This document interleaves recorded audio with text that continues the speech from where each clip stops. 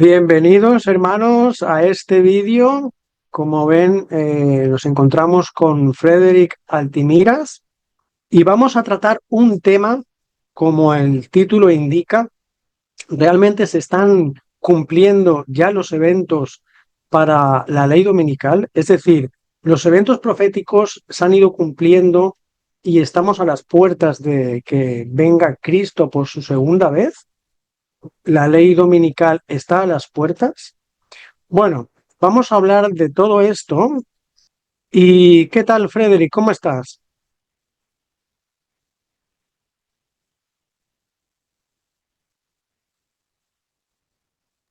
Espera. Hola, hermano, ¿qué tal? Aquí estoy. ¿Cómo va? ¿Cómo va todo? Ahora te escucho, no te escuchaba. Sí, sí, Muy sí. bien, Frederick. Cosas del directo. No conecto el Sí, micro y sí, bueno, sí, siempre hay algún problemita. así es. Aquí estamos, Frederick. Pues bueno, yo como le mencionaba a Frederick, voy a mencionar una fecha la cual fue clave. Y a partir de ahí vamos a ir mostrando una serie de fechas donde siempre ha sonado la alerta, ¿verdad? Ha sonado la alarma de que ya viene la ley dominical. Y vamos a ir hablando y tratando sobre este tema. Yo les quiero hablar de un año muy peculiar que fue el 1981. En 1981 ocurrió algo muy peculiar. La orden de los jesuitas, los que conocen el jesuitismo, querían dar un aviso al mundo de forma pública, pero a la vez en secretismo. Me explico.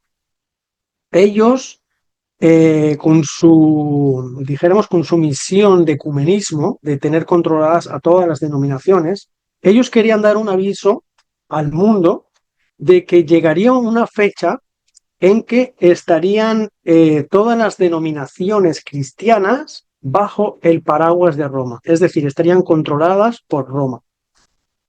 Y este aviso, según el ex jesuita Alberto Rivera, no sé si conocerán, muchos no conocerán, Alberto Rivera fue un jesuita que aceptó a Jesús y salió de esa orden y pues empezó a dar un poquito de noticias, de informes y a escribir y a dar información sobre los secretos y todas las tramas de los jesuitas.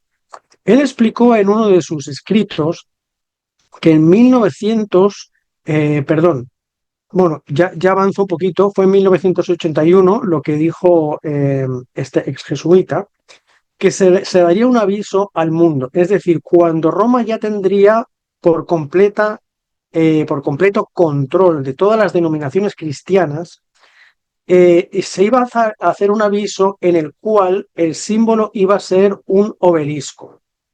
Un obelisco es una estructura, ¿verdad?, alargada, es una estructura totalmente pagana. Y este evento, como digo, sucedió en 1981. En 1981 fue cuando por primera vez el actual presidente de ese año, que era Reagan, dio un juramento a las afueras del Capitolio, concretamente justo enfrente del obelisco. Los que sepan que en el Capitolio, donde se encuentra el Capitolio, justo enfrente hay un obelisco, pues en 1981 Reagan hizo un juramento, hizo una charla en la costa oeste, que se le dice, del Capitolio, a las afueras, y estaba enfrente ese obelisco. Bien, ¿por qué esa señal en 1981? ¿Por qué en 1981 supuestamente ya Roma tenía el control de todas las denominaciones? Bien, pues sucede algo muy peculiar también en 1981, y es que el presidente de la Iglesia Adventista del Séptimo Día, llamado Neil C. Wilson, que sabemos que posteriormente fue también su hijo, el presidente de la Iglesia, hizo una declaración muy contundente. Se encuentra en la Adventist Review del 5 de marzo de 1981, obviamente, y dice: hay otra organización universal y verdaderamente católica, la Iglesia Adventista del Séptimo Día. Bien, Si vemos que la Iglesia Adventista del Séptimo Día siempre ha sido una iglesia que ha predicado en contra de Roma, ¿verdad? De las pocas que continúa diciendo, como todos los reformadores, que realmente la bestia es Roma, ¿verdad? El catolicismo. Pues es muy peculiar que la Iglesia Adventista del Séptimo Día en 1981 declarara eso. Es decir, realmente se había cumplido en 1981 que ya Roma tenía todas las iglesias bajo el ecumenismo. Bien, para dar más detalle, ¿por qué tendría ahora Roma a todas las iglesias bajo el ecumenismo? Bien, pues ¿qué sucede también en 1981? Que justo el año anterior, 1980, la Iglesia Adventista del Séptimo Día acepta legalmente, porque ya venía anteriormente creyéndolo, pero legalmente ya se firma como doctrina afincada en nuestros principios fundamentales, la Trinidad. Es decir, en 1980, y es decir, y entre 1980 y fue entre 1980 y 1981 que se acabó de afirmar la Trinidad como doctrina, una de las doctrinas principales de la Iglesia Adventista del Séptimo Día. Entonces, los jesuitas con esto quisieron decir que ya realmente todas las iglesias estaban controladas. Pues bueno, los católicos diciendo que la Trinidad, ¿verdad?, es esa fe que une todas las iglesias, pues parecería que sí. Bien, y como inicio de este evento que acabo de mencionar en 1981, ahora os vamos a compartir unas imágenes de eventos proféticos que se han ido realizando en la historia, donde pues el pueblo adventista claramente ya denotaba que está por venir la ley dominical, ¿verdad? Entonces, voy a darle aquí a compartir y vamos a ir mencionando algunos eventos. Bien, lo vemos bien en pantalla, ¿verdad, Frederick? Sí, sí, perfectamente bien. Bien, iniciamos, como ven, entonces, desde el 2013. Bien, el 2013, el cónclave del año 2013, el pontificado del Papa Francisco. Bien, aquí saltaron las alarmas, el pueblo adventista empezó a decir que claramente ya podría estar llegando la ley dominical porque era la primera vez en la historia que llegaba al pontificado, ¿verdad?, del Vaticano, el primer papa jesuita. Los que quizá conocían la historia que yo acabo de mencionar de 1981, quizás se alarmaron más, ¿no? Quizá vieron esa unión y dijeron, ostras, esto ya tienen el poder absoluto. O sea, realmente ya si un papa jesuita, con todas las tramas, ¿verdad? Y todo lo que conlleva, ha llegado como pontífice al mismo Vaticano, pues parecía que estaba bien claro que estaba la ley dominical a las puertas. Avanzado un poquito más adelante en el tiempo, nos iríamos al año 2015. En el 2015, cuando ya lleva 2 años de pontificado el Papa Francisco, ocurre un evento muy significativo y algo que no había ocurrido jamás en la historia. Es la primera vez que un papa entra, es invitado como orador en el Parlamento de los Estados Unidos. Esto es un evento muy significativo. Y bueno, los que recuerden el evento, no sé si recordarán que cuando el Papa está a las puertas, dijéramos antes de entrar en el Parlamento, hay un pregonero que menciona en inglés, ¿verdad? Yo, mi inglés no es muy fluido, pero bueno, se da a entender, ¿no?, que está dando la bienvenida pues suelta una frase, algo así como a las puertas se encuentra el Papa y demos la bienvenida al Papa. Los que recuerdan ese evento Hubo una ovación, fue algo tan espectacular, la gente aplaudía todos de pie. Bueno, como vemos aquí en esta imagen, aquí es cuando ya llega a la tribuna, ¿verdad?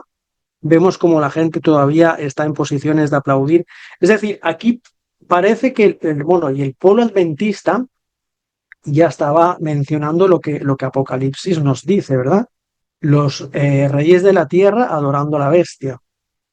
Y esto es un evento muy significativo. Frederick, ¿tú quieres comentar algo sobre este evento, quizá? Sí, sí, sí, porque es un evento que tengo fresco en la memoria. Es un evento que realmente fue extraordinario en su momento. Yo me acuerdo viéndolo casi en directo, porque fue de momento la primera y única vez que un papa ha ido al Congreso de Estados Unidos. Y como decías, que lo recibieran de esta forma, bueno, obviamente como es cabeza de Estado, ¿no? De un Estado que se llama Vaticano, pues lo recibieron con aplausos e incluso daba un poco de pavor ver cómo la nación protestante por excelencia, ¿no? La tierra nueva que en su momento sirvió para que los que huían del catolicismo, la Inquisición romana, pues pudieran establecerse en una tierra de libertad con los principios básicos religiosos de libertad de conciencia y de libertad de credo, pues estuvieran aplaudiendo o ovacionando a un papa, al papa católico. De hecho, gran parte de la Cámara era católica ya en Estados Unidos en aquel momento y ahora creo que también. Y bueno, realmente fue uno de los eventos junto con el que hemos visto hasta ahora del 2013 en que el pueblo adventista empezó a pregonar que viene la ley dominical, ¿verdad? Y eso será un denominador común que veremos a lo largo de todas las imágenes que vamos a mostrar. Y luego cuando terminemos, pues vamos a llegar a una reflexión, ¿no? De cómo debemos actuar cada vez que vemos un evento así o una imagen así. ¿Debemos salir corriendo a pregonar que la ley dominical viene ya? ¿O debemos hacer otra cosa? Bueno, eso ya lo comentaremos después. Así, así es, Frederick. Y vemos, mira, tenemos otra imagen por aquí de este mismo evento de 2015. Es la misma imagen, pero con un zoom. Vemos aquí, si se fijan detrás a la izquierda del Papa, no a la izquierda del todo, sino detrás de él, ¿verdad? El traje azul. ¿Quién tenemos aquí? Tenemos a Joe Biden. Joe Biden, cuando ocurre este evento, el actual presidente era Barack Obama, pero Joe Biden, por eso está en esa posición, ¿verdad? Ahí detrás, era el vicepresidente de Estados Unidos. Y sabemos que luego más adelante pues cobra también un significado, ¿verdad? Joe Biden, ahora lo mencionaremos, pero bueno, ya todos saben que fue presidente y bueno, ahora lo mencionamos un poquito más adelante. Bien, vamos a ir viendo otra imagen. Bien, llegamos al 2016. 2016 llega Trump a las elecciones. Bueno, recordamos me parece que fue la rivalidad con Hillary Clinton, si no recuerdo mal. Bueno, en 2016 llega Trump a la presidencia y aquí tenemos un evento también muy significativo, donde realmente también el pueblo adventista empezó a mencionar que el tema de la ley dominical ya podía estar a las puertas, la ley dominical se tiene que estar preparando ya con este evento.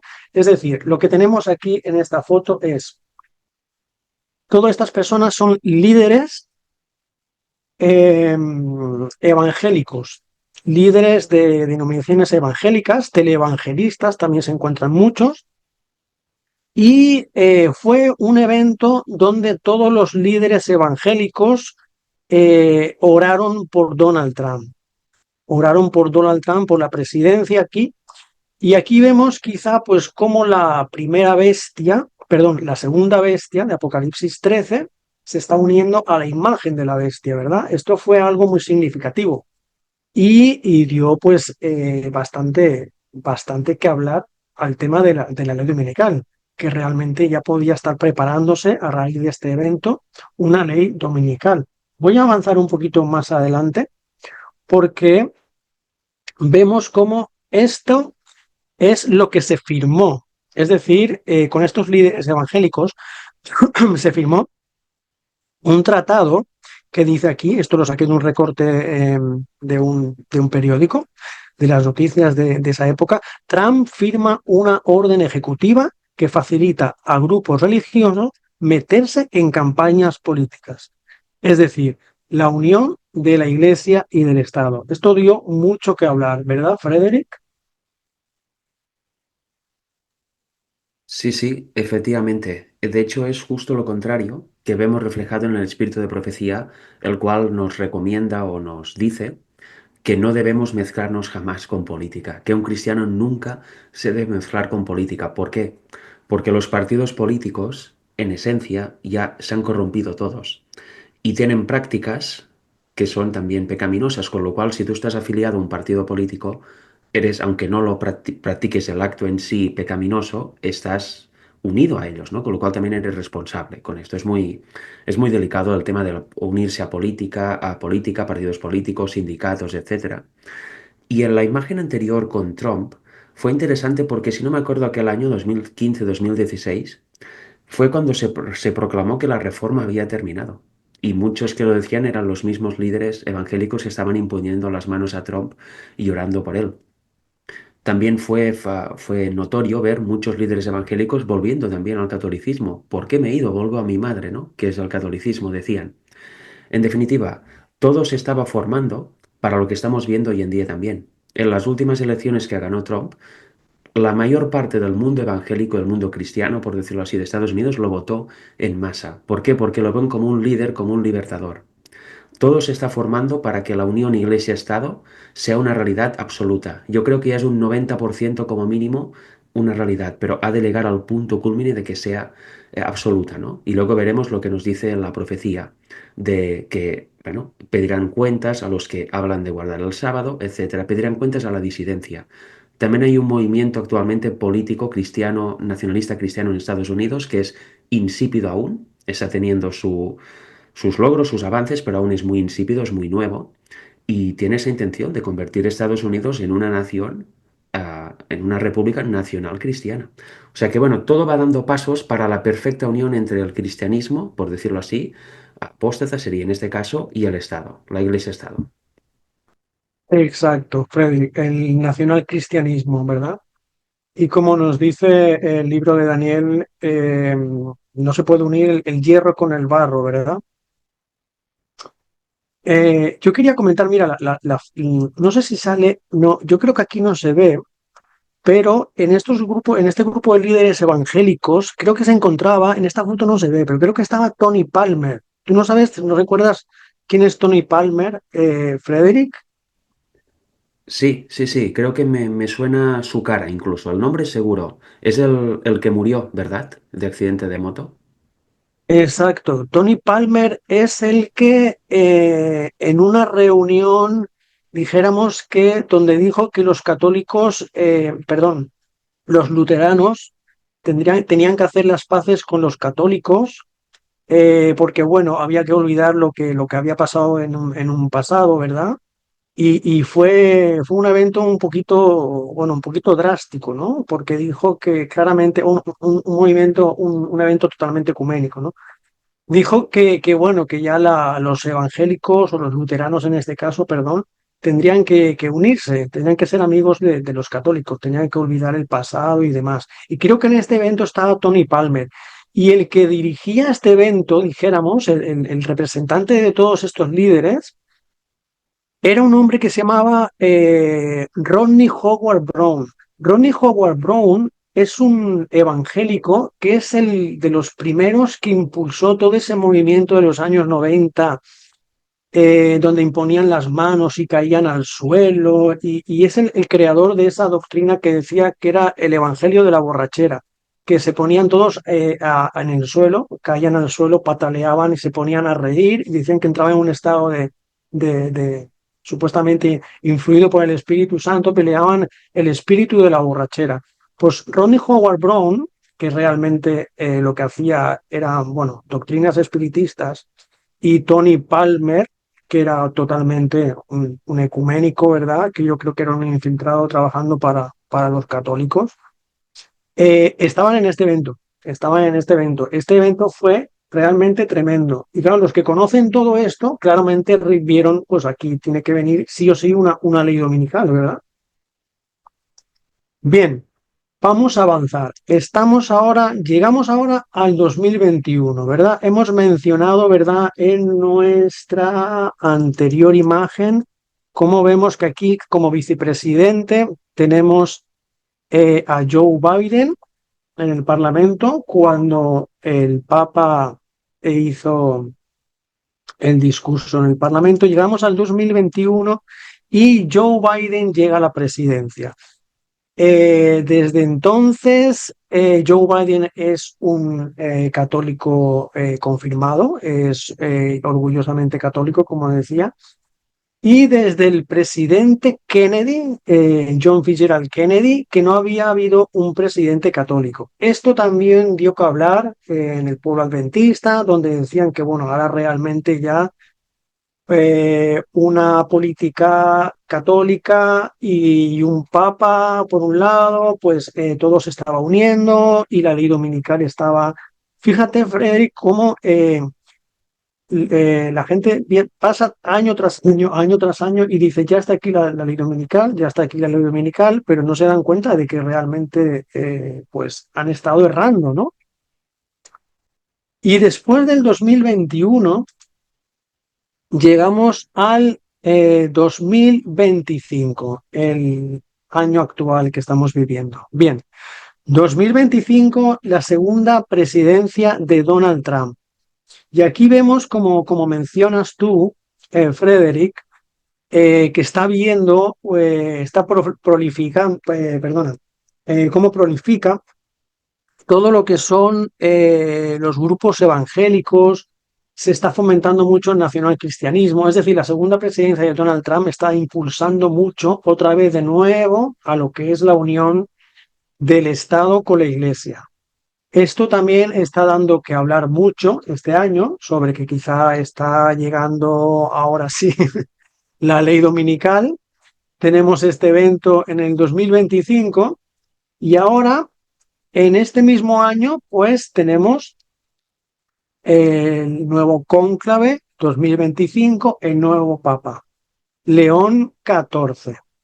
Bien, ¿qué pasa con el Papa León XIV? Parece que no tiene nada significativo, pero bueno, sabemos que se le está empezando a asociar, pasó imagen, al anterior Papa llamado León, es decir, León XIII.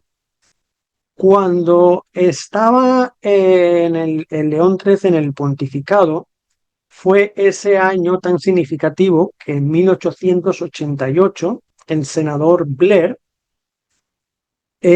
lanzó ese intento, ¿verdad?, de ley dominical. No sé si yo lo tengo apuntado porque no recuerdo nunca el nombre. Sí, la Sunday Race Bill, le dicen. Y realmente, pues, ven aquí cómo quizá hay una sucesión, ¿verdad? Porque dijéramos, bueno, hay una creencia en que en todos los pontífices llamados León, de nombre León, han tenido más o menos que ver en lo que es una imposición de ley dominical. Realmente, si lo estudiamos uno por uno, realmente solo fue el primero, León primero, y León tercero, los que realmente impusieron una ley dominical. Es decir, el resto o no directamente no, o no dejaron lo único que hacían es favorecer, ¿verdad? O bueno, pues como ellos creen que el día del Señor, ¿verdad? Es el domingo, pues bueno, ellos pues esto siempre lo tienen en su lista, en su agenda, ¿verdad? Pero no llegaron a imponer nada. Realmente los únicos que impusieron una ley dominical fue León I, León III, y llegado a León XIII, no realmente fue él el que impuso la ley dominical, sino que fue el senador Blair en 1888, ¿verdad? Que conocemos que el entonces actual Alonso Trevor Jones, pues bueno, estuvo luchando fervientemente y magníficamente contra la imposición de lo que es realmente algo que no es lícito, ¿verdad? Para la conciencia humana, ¿verdad? Para el derecho de conciencia. Y realmente, pues se le está asociando, yo creo que de una forma como amarillista, como alarmista, es decir, ya no saben qué asociarle a este papa, entonces no les queda otra que asociarlo al anterior. De hecho, están diciendo que tiene muchas similitudes en todo. Incluso hemos puesto estas imágenes, pues dice que incluso se parecen físicamente. Que bueno, que coinciden muchas cosas. Creo que duró 2 días también la elección hasta que salió el humo, ¿no? De Habemus Papa. Que el mismo año, bueno, están intentando ver una serie de cosas que coinciden para asociar algo que ya, o sea, realmente, no sé, aquí creo que ya el tema de la ley dominical es como que ya lo quieren coger con pinzas, yo creo, ¿no? No sé si quieres mencionar aquí algo, Frederick. Sí, realmente el tema de la ley dominical es una profecía que aún no se ha cumplido, pero a veces es cierto que se corre el riesgo de cuando cada vez que hay un evento significativo, rápidamente se hacen vídeos, predicaciones o lo que sea, diciendo o afirmando, ni siquiera dando la posibilidad a veces, sino que muchas veces sentenciando y afirmando que la ley dominical ya está aquí o va a venir en un año o en nada o en unos meses, flaco favor se hace a la causa del Evangelio. Porque luego si no viene, ¿qué pasa? Que se produce la aparición de burladores. Y al final, como dice el refrán, viene el lobo, siempre es mentira hasta que viene. Y luego todo el mundo, como ya han dicho que venía tantas veces, ya todo el mundo está desprevenido y luego sí que viene de verdad. ¿Y qué sucede? Pues hay la destrucción, ¿no? Por parte del lobo.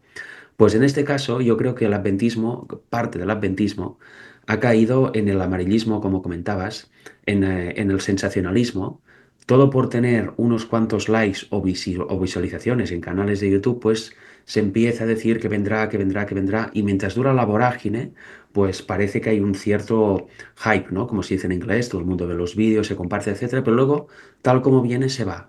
Y todo sigue igual. Y eso para mí es un gran daño al Evangelio, porque luego veremos de qué depende que Cristo venga y veremos cuándo se va a producir realmente eh, la ley dominical. O sea que sí, estos eventos certifican esto. Después de cada evento ha habido vídeos por doquier, viene la ley dominical, ya está todo aquí, etcétera. Y eso, aún quedan un par o uno, si no me equivoco, eso puede acabar generando problemas, porque sí, en el momento todo el mundo está eufórico, pero luego qué, ¿verdad? Y bueno, luego iré comentando un poquito más al respecto.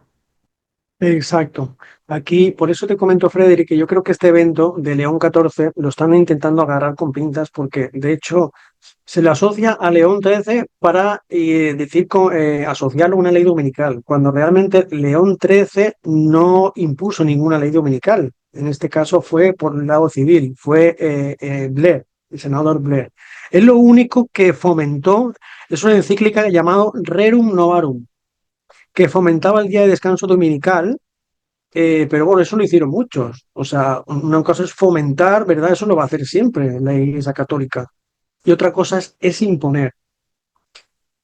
Y bien, y en este año 2025, ya para terminar lo que son eventos, a mí me gustaría mencionar simplemente este evento, el asesinato de Charlie Kirk. Es algo que sucedió y está dando que hablar también bastante, ¿verdad, Frederick? Sí, efectivamente. El asesinato, desgraciadamente, ¿no? De este hombre cristiano asociado a las juventudes del Partido Republicano y muy pro-Trump, que se dedicaba a hacer debates, ¿no? En las universidades. Él iba ahí, hacía preguntas y que vinieran a él, ¿no? Que le hicieran preguntas, que le rebatieran, que le debatieran, etcétera. Bueno, su proceder puede estar bien o estar mal según la opinión de cada uno. Pero efectivamente murió y obviamente, bueno, fue asesinado, mejor dicho.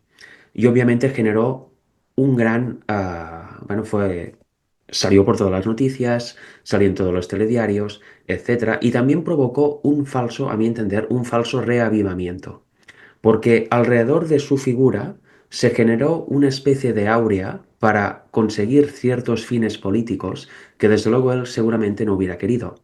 Se sabe que Charlie Kirk había empezado a aceptar, o quizá ya lo había aceptado, el sábado como Día del Señor. Eso rompía por completo con la visión mayoritaria de Estados Unidos del protestantismo, que creen que es el domingo, ¿verdad? Y su figura se empezó a asociar con el descanso dominical también, con el tema del domingo, con otros temas que él quizá no hubiera aprobado, dejando el sábado de lado, y de esta forma provocar que una especie de revolución, que de momento parece que se ha frenado, al menos desde aquí en Europa no llegan más noticias, no sé si la gente que vive en Estados Unidos sabrá algo más, pero después del boom parece que vino la calma y ya poca gente habla de Charlie Kirk, ¿no? Excepto algunas capas de la población. Por ejemplo, un hermano decía que muchas personas han afirmado ver a Charlie Kirk, que se apareció su fantasma, apareció a ellos y les dijo algo.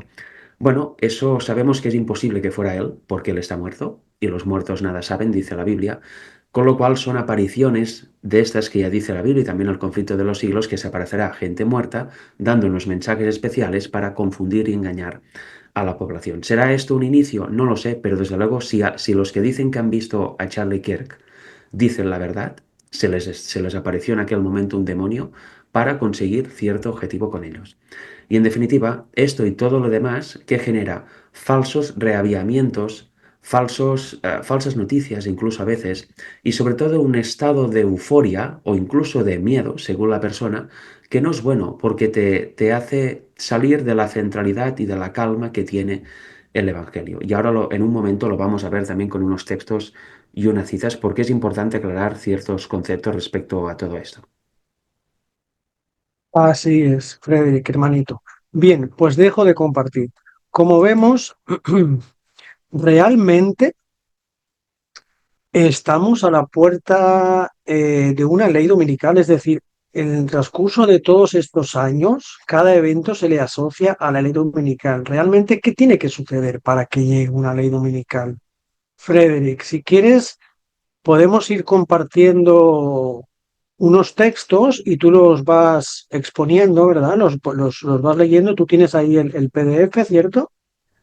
Ok, sí, sí. Ahora mismo voy a compartir pantalla, pero antes de compartir es importante aclarar esto, ¿verdad? Hemos Exacto. visto las imágenes de León XIII, que estaba en la época de 1800 finales, y León XIV, que es el Papa actual del año 2025. En el año 1888, que estaba León XIII, es verdad que el senador Blair quiso impulsar, bueno, de hecho, no quiso, impulsó una ley dominical federal. Eso es importante porque la ley federal involucra a todos los estados que conforman los Estados Unidos de América. Quiso impulsar una ley dominical federal, lo cual era clave para la profecía. Luego, como ha dicho Carlos, el pastor Jones de la Iglesia Adventista fue al Senado a defender el sábado y de hecho está transcrita su declaración y su diálogo con el senador Blair es impresionante. Es un poco cansado de leer, yo no lo he leído ni mucho menos todo, solo partes, porque es judicial, pero es impresionante los argumentos que dice el pastor Jones acerca del sábado. En definitiva, todo se estaba preparando para que se saliera adelante la ley dominical, los eventos finales y viniera Cristo, ¿no? Pero ¿qué pasó? El mundo en aquel momento estaba maduro. ¿Y qué pasó en el pueblo de Dios? En aquella época también Dios envió un mensaje preciosísimo del Evangelio eterno en un marco diferente, en un marco especial, que fue dado precisamente al pastor Jones, que fue al Senado, y al pastor E.J. Waggoner. Ahí hablaban de la justificación por la fe, ponían a Cristo dentro de la ley y en definitiva predicaban el Evangelio, la victoria sobre el pecado, la naturaleza humana de Jesús, todo lo relacionado con el Evangelio de una forma nunca vista antes, con una pureza impresionante. Mostraban la cruz de Cristo en todo lo alto. Pero desgraciadamente el liderazgo adventista y también la hermandad por seguirlo rechazó este mensaje. Con lo cual, ¿qué pasó justo después? La ley dominical quedó en nada, en agua de borrajas, guardada en un cajón.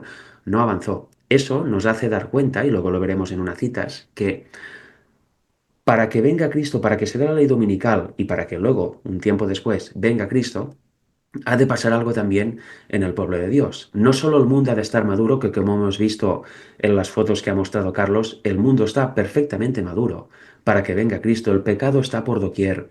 La política está patas arriba. El mundo en general está en ebullición. Está preparadísimo para que venga Cristo, ¿verdad? Pero la iglesia, el pueblo de Dios, quizá no está preparado. Y aquí es el punto que vamos a tratar en esos próximos minutos y con lo cual voy a compartir pantalla ahora. Porque ¿de qué depende que Cristo venga? O mejor dicho, ¿por qué Cristo no ha venido aún? Pues bueno, lo veremos ahora brevemente. Imagino que ya se está viendo mi pantalla, efectivamente. Mirad, vamos a tratar primero unos textos bíblicos y luego una serie de citas. ¿Por qué? Porque vamos a comparar el pueblo adventista actual, el pueblo de Dios actual, con el pueblo de antaño, el pueblo de Israel. Veréis que el tipo, que es el pueblo de Israel, es perfectamente igual al antitipo, que es el pueblo de Dios actual. ¿Por qué compararlo con el pueblo de Israel? Porque en aquel tiempo Israel tenía que entrar a la Canaán terrenal. Dios los había guiado ahí, les dijo, aquí tenéis la tierra, ahora lo veremos. Y el pueblo actual, en el fin de los tiempos, ha de entrar a la Canaán celestial. Con lo cual, ¿qué requisitos hay para que el pueblo pueda entrar? Mirad, aquí en Deuteronomio 1, versículos del 2 al 8, iremos un poco rápido, nos dice esto. 11 jornadas hay desde Horeb, camino del monte de Seir hasta Cades Barnea.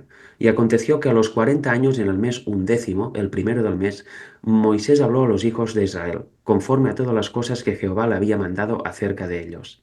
Después que derrotó a Seón, rey de los amorreos, etc. Y ahora vamos aquí en la parte en rojo.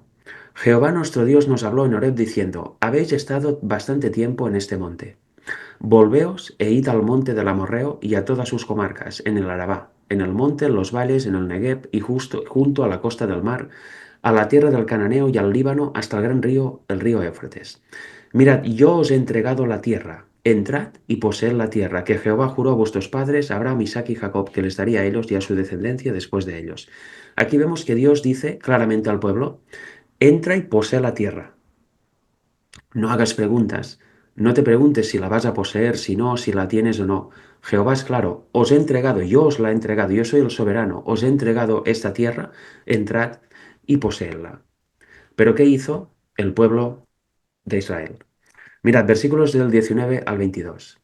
Y salidos de Horeb anduvimos todo aquel grande y terrible desierto que habéis visto, etcétera, etcétera. Vamos al rojo. Aquí nos habla el cual Jehová nuestro Dios nos da, el monte del Amorreo, y luego dice importante esto, mira Jehová, tu Dios te ha entregado la tierra, sube y toma posesión de ella, como Jehová tu Dios, el Dios de tus padres te ha dicho, no temas ni desmayes. Y vinisteis a mí todos vosotros y dijisteis, enviemos varones delante de nosotros que nos reconozcan la tierra y a su regreso nos traigan razón del camino por donde hemos de subir y de las ciudades a donde hemos de llegar. Aquí vemos que Jehová había dado la orden, entra y posee la tierra, y ya la tienes, ya te la he entregado. No debes pensar cómo si la voy a dominar, a conquistar o no. Yo ya te la he entregado en tus manos, en tus manos. Solo queda que entres. Pero aquí vemos que el pueblo duda y dijo, ¿por qué no enviamos a unos espías, a unos varones a ver, que reconozcan la tierra, a ver si hay, cómo son las naciones de aquel lugar, cómo es la tierra, etcétera? Moisés dice, bueno, enviad, perdón, el líder dice, enviad a los espías, por supuesto, enviad y vamos a reconocer. Aquí vemos que el pueblo dio el primer paso para desobedecer el mandato tan claro de Dios que dice, entra y toma la tierra. Yo te la he dado. Y veremos lo que sucede después. En los versículos del 25 al 28 nos dice así, es buena la tierra que Jehová nuestro Dios nos da. Sin embargo, no quisisteis subir, antes fuisteis rebeldes al mandato de Jehová vuestro Dios, y murmurasteis en vuestras tiendas. Aquí está el primer pecado. Porque Jehová, diciendo, porque Jehová nos aborrece, nos ha sacado de la tierra de Egipto para entregarnos en manos del amorreo para destruirnos. Ahí vieron que las naciones que había en la tierra eran realmente fuertes. Eran gigantes, eran muy superiores humanamente hablando a los hijos de Israel, a la nación de Israel. ¿Y qué tuvieron? Miedo, porque la gran parte de los espías tuvieron un informe, dieron un informe negativo, de no, no, no, ni se os ocurra entrar ahí. Solo dos dijeron que sí, solo dos había fieles, pero los otros no, y el pueblo tuvo miedo e hizo caso a estos espías rebeldes, a estos espías incrédulos. Jehová dijo, de nuevo, lo repito, entrad y poseed la tierra, yo ya os lo he entregado. Pero resulta que el pueblo, gracias, entre comillas, al informe de los espías, empezó a tener miedo y dijo esta cosa, Jehová nos aborrece, nos saca de Egipto para mandarnos a morir aquí. Algo, lo mismo pasó cuando estaban delante del Mar Rojo. ¿Por qué nos sacó Jehová de Egipto para morir aquí, en las orillas de este mar? Mejor sería habernos quedado en Egipto con las olas de carne. Tampoco estábamos tan mal, ¿no? Se les había olvidado que eran esclavos. Y aquí de nuevo el pueblo vuelve a pecar de incredulidad. Dios los guió en todo su camino, los ayudó, les mostró de sobra su poder y que Él los guiaba, que era su Dios. Y aquí se atreven a decir que Jehová nos aborrece. Tremenda incredulidad para acabar concluyendo eso. Y luego dice en rojo, ¿a dónde subiremos? Nuestros hermanos han atemorizado nuestro corazón diciendo, este pueblo es mayor y más alto que nosotros, las ciudades grandes y amuralladas hasta el cielo, y también vimos allí a los hijos de Anac, que esos son los gigantes. De nuevo repito, Jehová simplemente dijo, entra y posee la tierra. Te la he entregado, es mía, te la he entregado. No es de esas naciones, ellos viven ahí, pero la tierra es mía. Yo te la entrego, lo sustituiréis. Y el pueblo dice, que los hermanos, el hombre, han atemorizado su corazón. ¿Será que ahora nos pasa lo mismo en el pueblo de Dios actual? ¿Será que en realidad tenemos temor? ¿Sabemos que hemos de ir a la ciudad, a la Nueva Jerusalén, a la Canaán celestial? ¿Que Cristo venga y se nos lleve al cielo? ¿Y tenemos miedo? Estamos en errores doctrinales tremendos. Estamos en una actitud completamente contraria a la que quiere Dios. Tenemos temor. Nos vemos vencidos por el diablo cuando Dios nos dice que Él es el perdedor y que en Él somos vencedores. ¿Tenemos temor? Yo creo que sí, porque si no, ya no estaríamos aquí. Luego lo vamos a ver en unas cuantas citas. Mirad, en Deuteronomio 1 del 29 al 33 solo vamos a leer la parte en rojo. Dice, no creísteis a Jehová vuestro Dios. Aquí está la clave. El pueblo no creyó, prefirió creer al hombre y a su informe temoroso y de miedo y negativo que llevaron 10 de los 12 espías. ¿Será que hoy tampoco creemos a Jehová nuestro Dios cuando nos dice, eres salvo, solo acepta mi justicia, camina en mis caminos y heredarás la vida eterna? ¿Será que hoy aún pensamos que debemos hacer algo para que Dios nos mire con agrado y nos dé la salvación? En la escuela sabática de esta mañana hablamos del perdón. ¿Dios está dispuesto a perdonar siempre o su perdón es condicional? Dios no solo está dispuesto, sino que ya nos ha perdonado a todos con la muerte de Cristo en la cruz. Él ya pagó por todos nuestros pecados, Él pagó lo que nosotros merecemos y ya nos ha perdonado. Entonces, ¿por qué habrá tantas personas que no serán salvas?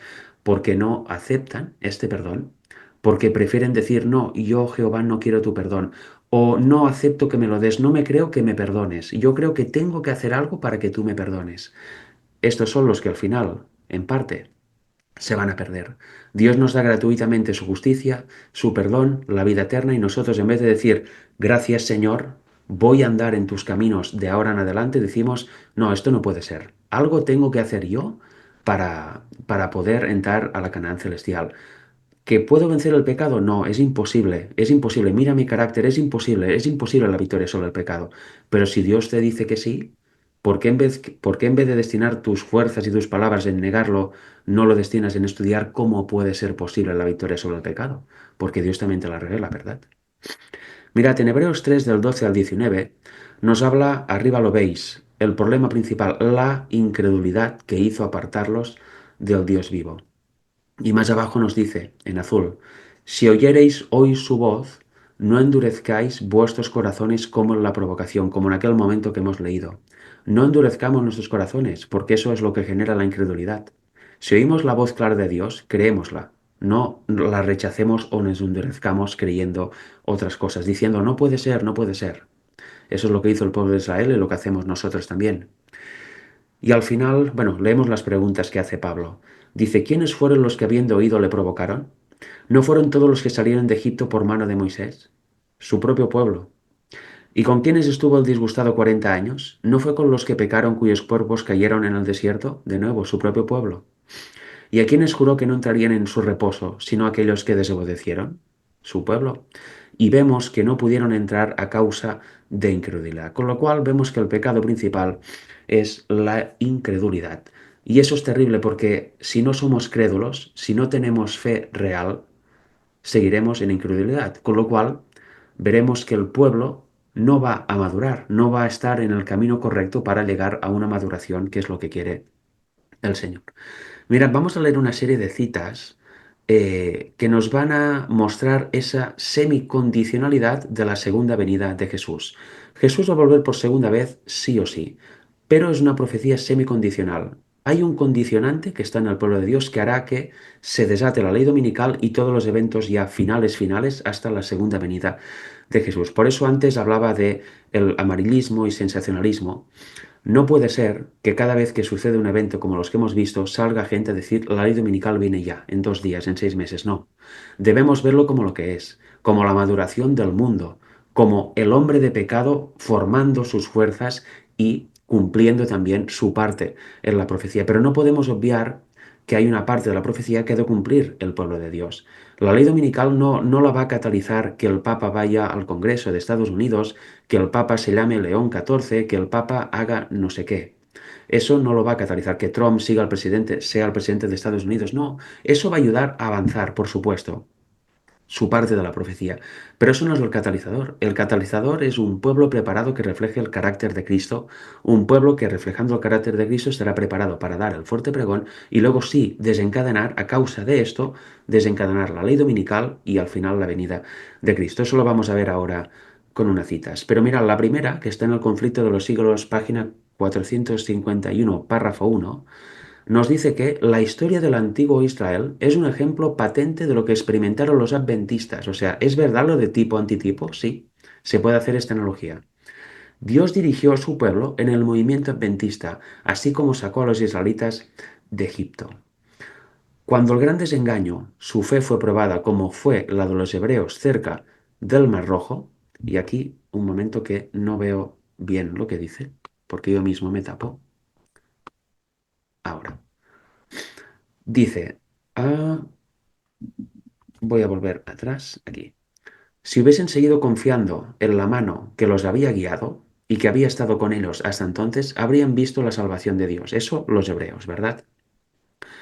Luego, si todos los que habían trabajado unidos en la obra de 1844 hubiesen recibido el mensaje del tercer ángel, que es lo que os decía del conocido mensaje de 1888, y lo hubiesen proclamado con el poder del Espíritu Santo, el Señor habría actuado poderosamente por los esfuerzos de ellos. Raudales de luz habrían sido derramados sobre el mundo. Años haría que los habitantes de la tierra habrían sido avisados, la obra final se habría consumado y Cristo habría venido para redimir a su pueblo. Con lo cual, una pregunta, ¿Trump estaba vivo en aquel momento? ¿El Papa Francisco estaba vivo en aquel momento? ¿El Papa León XIII? ¿Biden? ¿Charlie Kirk? Todo lo que haya podido pasar en el siglo XX. ¿Había alguien vivo? No, como máximo alguno que nació en 1900 o casi, pero que era un niño en aquel entonces, ¿no? 1800 y pico. Pues no, el Vaticano tenía sus tierras recuperadas, ¿no? Porque Mussolini ni siquiera había nacido. No había podido ejercer su dictadura y darle la tierra de vuelta al Vaticano, ¿verdad? Pero aquí dice que si el pueblo hubiese creído y recibido el mensaje del tercer ángel, el cual rechazó en 1888, raudales de luz, eso es fuerte pregón, habrían sido derramados sobre el mundo. ¿Cómo no? Y años haría en aquel tiempo, que los habitantes de la tierra habían sido avisados y la obra final se habría consumado y ya estarían todos en el cielo. O sea que no habrían nacido ni nuestros bisabuelos. ¿Qué os parece esa idea? ¿Verdad que no se predica mucho de esto? Pero aquí está escrito. Mirad la siguiente cita. No era la voluntad de Dios, o no era voluntad de Dios que Israel peregrinase durante 40 años en el desierto. No era su voluntad. Él los sacó de Egipto para llegar a Canaán, no dando vueltas y vueltas y vueltas. Fue así por su incredulidad.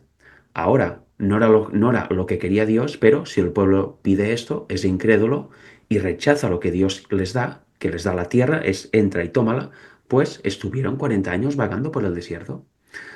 Lo que él quería era conducirlo a la tierra de Canaán y establecerlo allí como pueblo santo y feliz, pero no pudieron entrar a causa de incredulidad, como hemos leído en Hebreos 3:19. Perecieron en el desierto a causa de su apostasía, y otros fueron suscitados para entrar en la tierra prometida. ¿Cuál? Sus descendientes. Ninguno de la primera hornada, podríamos decir así, entró. Bueno, creo que excepto dos.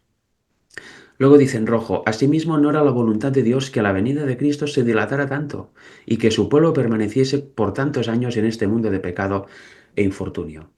Sabéis, yo cada año cuando se celebra el aniversario de 1844, 100 años, 120, 170, no está mal celebrarlo, no es una fecha, pero a mí me da pena porque realmente Podría hacer décadas que estaríamos, que la humanidad ya estaría en el cielo y se habría terminado toda esa historia de pecado.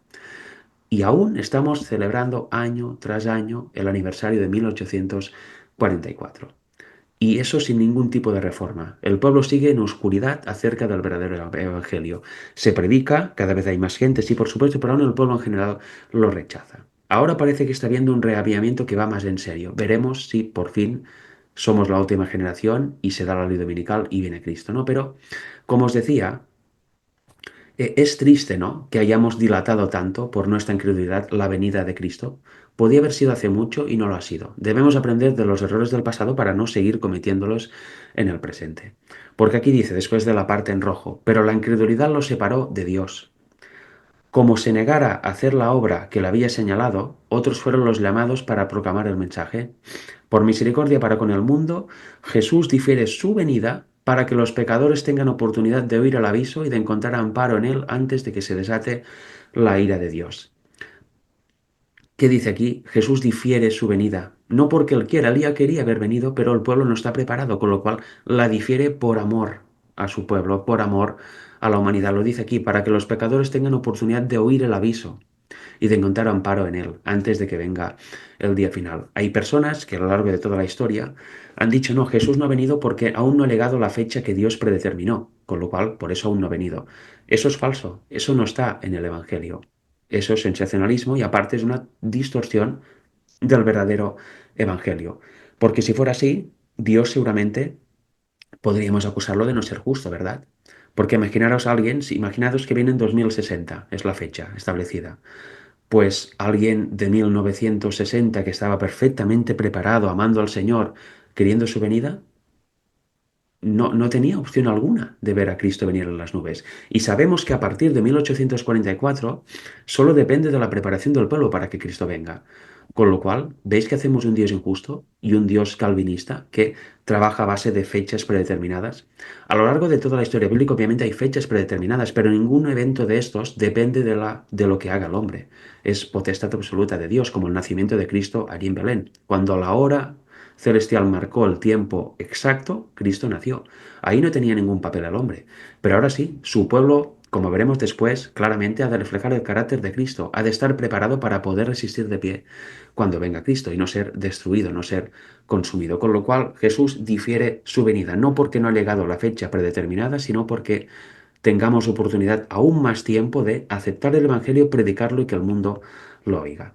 No sé si quieres Eh, comentar algo, Carlos, si no, seguiré. sí, sí, Adelante. Frederick, hermanito, mira, en la anterior imagen, es decir, 451.1. Aquí está. Exacto. Está muy interesante todo lo que estás diciendo, Frederick. Esta frase que está marcada en rojo que dice, si todos los que habían trabajado unidos en la obra de 1844 hubiesen recibido el mensaje del tercer ángel, fíjate que dice, si todos los que habían trabajado unidos en la obra de 1844. Es decir, los apóstoles en el aposento alto, ¿cuándo recibieron el derramamiento del Espíritu Santo? Dice la palabra del Señor, cuando estaban unánimes, ¿verdad? Efectivamente, unánimes. Y aquí dice, si todos los que habían trabajado unidos en la obra de 1844 hubiesen recibido el mensaje del tercer ángel. Y dice después, y lo hubiesen proclamado en el poder del Espíritu Santo. ¿Cómo proclamas el poder del Espíritu Santo? Con el derramamiento del Espíritu Santo, es decir, hoy día con la lluvia tardía. Vale, ¿y cómo recibimos esa lluvia tardía? Pues obviamente, como tú estás diciendo, Frederick, reflejando Jesús en nosotros. Es decir, ¿qué ley dominical se va a dar si nosotros no reflejamos a Cristo? O sea, ¿cómo vamos a dar un pregón? ¿Cómo vamos a recibir la lluvia tardía para predicar un pregón si primero no estamos unánimes y segundo no reflejamos a Cristo? ¿Qué tiene que ver, verdad? La ley dominical. La ley dominical se dará después, en todo caso, ¿verdad, hermanito? Sí, efectivamente. Y mira, me has hecho ver esta cita que dice, hubiesen recibido el mensaje del tercer ángel y luego proclamado por el poder del Espíritu. Yo me he estado en algunos vídeos, en varios, que la lluvia tardía no es más que un mensaje de justicia dado por el instructor en justicia que es el Espíritu de Cristo. Con lo cual, la gente que esté esperando manifestaciones sobrenaturales como la lluvia tardía, eso no funciona así. Es un mensaje que la persona ha de aceptar y ha de vivir. Y efectivamente, trabajando unidos, los adventistas pioneros, y eso sale en los principios fundamentales y en algunos manuscritos del Espíritu de Profecía, estaban unánimes en doctrina. Hablaban todos una misma cosa. Había unidad prácticamente perfecta. Prácticamente perfecta. No había disensiones como ahora. No había múltiples doctrinas opuestas entre sí. No había múltiples disensiones. No había todo esto. La iglesia, el pueblo, era uno. En cambio, hoy en día, ¿qué es el adventismo? Es un conglomerado infinito de movimientos, de ministerios independientes, de iglesias varias con el nombre de adventista, etcétera, y que tienen un denominador común: no se toleran entre sí. Con lo cual, vemos que hay un problema muy grave, ¿no? Efectivamente, como dices, y lo veremos al final, ¿no? Es una pregunta lógica que debemos hacernos. Cristo viene a buscar un pueblo que refleje perfectamente su carácter. Luego lo vamos a leer literalmente. Eh, ¿Ahora hay esto? ¿Verdad que no? Hemos girado los papeles. Vemos al mundo madurando a 200 por hora para que sea consumido por el fuego de la segunda venida. Y vemos a la iglesia que en vez de ir en un Fórmula 1 va en patinete. O va a pie y cojo encima. Y coja encima. Es evidente que hay una obra que hacer dentro de la iglesia. Y cuando esa obra que la ha de hacer Dios por medio del mensaje del tercer ángel sea hecha, entonces realmente el pueblo estará preparado.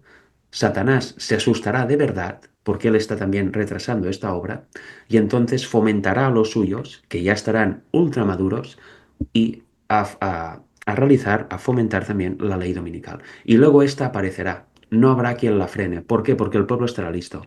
Y cuando salga, se dará el fuerte pregón, pasará toda la controversia final y Cristo vendrá a buscar a su pueblo. Porque ¿a qué pueblo vendría a buscar ahora? Si os dais cuenta, sí que hay reavivamiento, gracias a Dios hay mucha gente que está creyendo la verdad, pero aún hay muchas divisiones. Aún hay mucho trigo mezclado con cizaña. Sabemos que la cizaña es arrancada al final, ¿no? Por Dios mismo, no es nuestra función. Pero aún hay demasiada división. Aún tenemos que ahondar más en el tema de la unidad, en muy importante hablar todos lo mismo, porque ahora estamos en el momento de quien ve algo por él mismo lo cree y si no lo cree además, pues da igual, tira adelante y se separa de todos sus hermanos, ¿no? El otro hace lo mismo, pero con una doctrina opuesta. No, así no podemos ir. Debemos tirar en común, en conjunto, y ver qué realmente dice la palabra de Dios. No mi opinión, no lo que me han dicho a mí, no lo que dice tal teólogo, tal libro que me han dado. No, no, no. Lo que dice la palabra de Dios y el Espíritu de Profecía. O sea que bueno, ya vemos claramente que la venida de Cristo, aunque es inminente, no depende de lo que haga los poderes políticos y los poderes del mundo. Depende en gran parte de lo que haga el pueblo de Dios. Ha de haber un pueblo que Cristo venga a buscar, ¿no? Luego hablaré un poco más de esto en la última diapositiva. Estábamos aquí, con lo cual pasaremos a la siguiente. Mensajes selectos, tomo uno. Aquí dice algo muy importante.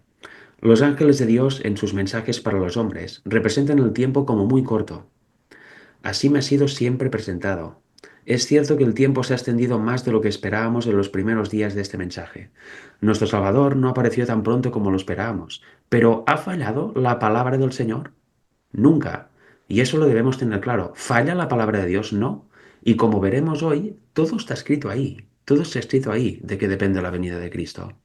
En azul dice, debería recordarse que las promesas y amenazas de Dios son igualmente condicionales.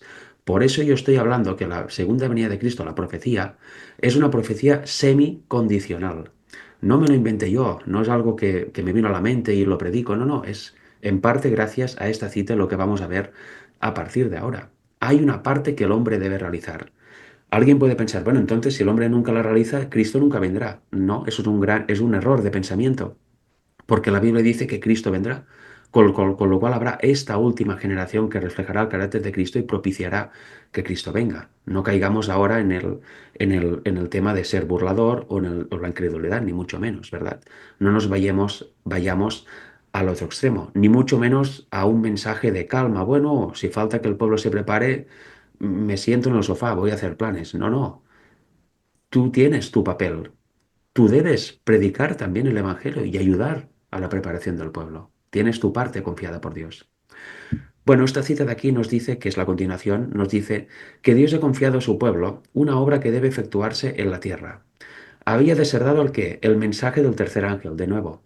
Las mentes de los creyentes habían de ser dirigidas al santuario celestial, donde Cristo ha entrado para hacer expiación por su pueblo. La reforma del día de reposo había de ser llevada adelante. Debe ser reparada la brecha en la ley de Dios.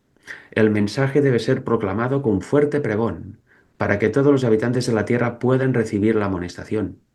El pueblo de Dios debe purificar su alma mediante la obediencia a la verdad y, pero me lo tapa la imagen, pero bueno, y ser preparado para encontrarse con Él sin falta en su venida. Si después del gran chasco de 1844 los adventistas se hubiesen mantenido firmes en su fe y unidos, otra vez, unidos en la providencia de Dios que abría el camino, o sea, es creer lo que dice Dios tal como Él lo dice. Eso es importante, de eso trata también la justicia por la fe. Dice en azul, hubieran proseguido recibiendo el mensaje del tercer ángel, paso a paso pero sin pausa. Igual que un error lleva a otro error en cadena y acabas abajo de todo, creer toda luz que viene, ir conociendo la luz que Dios te da y aceptándola, te va a ir haciendo caminar hacia arriba. Por eso dice proseguir recibiendo el mensaje del tercer ángel y proclamándolo al mundo con el poder del Espíritu Santo, habrían visto la salvación de Dios y el Señor hubiera obrado poderosamente, acompañando sus esfuerzos. Nunca es un esfuerzo humano, es el esfuerzo divino con el humano. Se habría completado la obra y Cristo había venido antes de esto para recibir a su pueblo y darle su recompensa. Otra vez más, Cristo ya podía haber venido hace décadas, muchas décadas, más de 100 años. Imaginad. En la siguiente Gregory, cita, sí, adelante. mira, quería comentar algo de la cita esta anterior que acabas de pasar. Mira, fíjate que dice en el primer renglón, es decir, después de la frase en azul, dice, la reforma del día de reposo había de ser llevada adelante. Y cuando nos vamos abajo al segundo renglón, dice, si después del gran chasco de 1844 los adventistas hubiesen mantenido firmes en su fe, fíjate que dice, la reforma del día del reposo había de ser llevada adelante y menciona el año 1844. Si recuerdas, la verdad del sábado no fue admitida hasta 1848. ¿Recuerdas? No recuerdo la hermana, que creo que se llamaba Raquel, ¿verdad? No me acuerdo Fue, del nombre. sí, yo no acuerdo el apellido, pero creo que de nombre se llamaba Raquel. Fue la hermana que expuso el mensaje del sábado, se estudió y todo el mundo lo aceptó. Es decir, aquí dice que Cristo básicamente, si todo hubiese ido como tenía que ser, ¿verdad? Y se hubiese proclamado el mensaje, dice, con el poder del Espíritu Santo, en 1844 habría venido el Señor. Pero fíjate que hasta 1848 no se había aceptado el sábado. Es decir, era necesario que se aceptara el sábado porque es la ley completa, son los 10 mandamientos, ¿verdad? Y es los que guardan los mandamientos y tienen la fe de Jesús, el pueblo preparado para la segunda venida. Es decir, que si se hubiese llevado la obra a cabo como espera el Padre y su Hijo, ¿verdad? No tiene por qué ese evento de 1848 haberse dado en 1848. Es decir, hubiese ido todo más rápido y quizá en el mismo año 44, año 45, no sabemos, se hubiese aceptado más rápidamente el mensaje del sábado, porque estaba realmente su pueblo preparado, ¿verdad? Se hubiese acelerado todo para la segunda venida de Cristo. ¿Entiendes lo que te quiero decir, verdad? Sí, sí, efectivamente, todo pudiera haber sido acelerado. Incluso hay una cita, que no recuerdo dónde está, que dice que el sellamiento se paró y era la época de 1840 y pico. ¿Verdad? Yo por lo Exacto, que he ido exacto. viendo en las citas, veo que el proceso a partir de 1844 debería haber durado unos 50 años como máximo, hasta poco después de 1888. Si el pueblo hubiera seguido haciendo la obra y aceptando toda la luz que le vino, hasta llegar al punto culmino del preciosísimo mensaje que Dios entregó a Wagner y Jones, ahí era ya la maduración final, pues Cristo hubiera venido en 1890, 93 o por ahí. Pero bueno, no fue, ¿no? No fue. Y a partir de entonces es donde empieza ¿qué? Porque cuando se rechaza al Espíritu Santo y al mensaje de Dios, ¿qué viene? Pues la división, la desunión. Y a partir de entonces empezó toda la división que ha acabado culminando lo que tenemos hoy en día. Una iglesia completamente disgregada y completamente que ya realmente se ha apartado tanto de los hitos originales que uno ya no sabe ni dónde está parado. Eso es tremendo. Sí, Y bueno, sí, sí, ¿querías comentar algo? sí, no, no, no, solo eso, que se acelerarían los tiempos. Lo que quiero decir es con esto es que no tiene, es decir, es algo inútil pensar en fechas. Es decir, por ejemplo, en 2013, ¿verdad? El primer papa jesuita, ya viene la dominical. No consiste en fechas. Es decir, como dice esa cita, si se hubiese aceptado antes la verdad, quizá la verdad el sábado no se hubiese proclamado en 1848, se hubiese proclamado en 1845. Es decir, no es Sí. cuestión de los eventos. Es cuestión de que el pueblo esté preparado. A eso venía el comentario. Ajá. Así es cuestión de que el pueblo acepte toda la luz que Dios le da en cada momento, sin dudar nada. Mirad, sí, esta cita, creo que nos quedamos aquí, leeré la parte en rojo, bueno, y quizá toda, pero sobre todo en rojo. Dice, no era la voluntad de Dios que se demorara así la venida de Cristo. Eso es lo primero que debemos entender, no era la voluntad de Dios, con lo cual, si no era la voluntad de Dios que se demorara así la venida de Cristo, ¿quiere decir que prefijó una fecha en el inicio de los tiempos antes de que se creara incluso el mundo? No, no, no. Dice, Dios no tuvo el propósito de que su pueblo Israel vagara 40 años por el desierto. Prometió guiarlos directamente a la tierra de Canaán y establecerlos allí como un pueblo santo, lleno de salud y feliz. Pero aquellos a quienes primero se les predicó no entraron a causa de incredulidad. Hebreos 3:19. Sus corazones estuvieron llenos de murmuración, rebelión y odio, y Dios no pudo cumplir su pacto con ellos. Esto, como hemos leído, creo, y si no lo leeremos ahora, son los mismos pecados que hay entre el pueblo de Dios en la actualidad. Con lo cual aquí tenemos la respuesta. ¿Por qué aún no ha venido Cristo? ¿Por qué realmente el mensaje no se da con poder? Pues por esto. Mirad, mira, lo dice aquí mismo. Durante 40 años, la incredulidad, la murmuración y la rebelión impidieron la entrada del antiguo Israel en la tierra de Canaán. Los mismos pecados han demorado la entrada del moderno Israel en la Canaán celestial. Lo mismo, incredulidad, murmuración y rebelión. Lo mismo. En ninguno de los dos casos faltaron las promesas de Dios. La incredulidad, la mundanalidad, la falta de consagración y las contiendas entre el profeso pueblo de Dios nos han mantenido en este mundo de pecado y tristeza tantos años. Aquí tenemos un punto importante, ¿no? Contiendas. Contiendas es opuesto a unidad. Cuando hay unidad no hay contienda. Cuando no hay unidad y cada uno va por su lado, o hay murmuraciones de malos pensamientos, etcétera, luego hay contiendas. ¿Y eso qué impide? La venida de nuestro Señor. Una salida que usan muchas personas, pues bueno, me voy de todas partes y me quedo yo solo. Bueno, Dios no viene a buscarte de ti solo. Dios viene a buscar un pueblo. Con lo cual debemos fomentar esa unidad. Debemos fomentar el estudiar para hablar todos una misma cosa y creer lo mismo, porque un pueblo unido no puede ser vencido. En cambio, un pueblo que uno dice esto, el otro dice lo opuesto, el de más allá dice lo otro, estos tres no se pueden ni ver. ¿Qué futuro tiene en la guerra, en la guerra espiritual que estamos teniendo? Nada. Y yo como a veces digo, en vez de ir con la armadura que dice Pablo en Efesios puesta, resulta que vamos al campo de batalla, a la guerra espiritual, desnudos y encima desorientados, que no sabemos ni siquiera dónde estamos. Imaginaros. Desde luego ha de cambiar mucho eh, el estado de este pueblo. Es Mira, decir, de testimonios para la... Sí, adelante. fíjate que dice la cita anterior también, perdona, fíjate que en rojo la primera dice la incredulidad, la murmuración, ¿verdad? El otro día estaba escuchando un vídeo que hiciste con Carlo Cabello sobre el victimismo, ¿verdad? Y dentro del mensaje del padre y el hijo, sabemos que se están creando una cantidad de grupos que lo que está haciendo es, como antes estábamos hablando de la importancia de la unanimidad, ¿verdad? De la unidad para recibir la lluvia tardía, se está creando todo lo contrario, ¿verdad? Nos estamos segmentando, nos estamos dividiendo. Fíjate que dice la murmuración.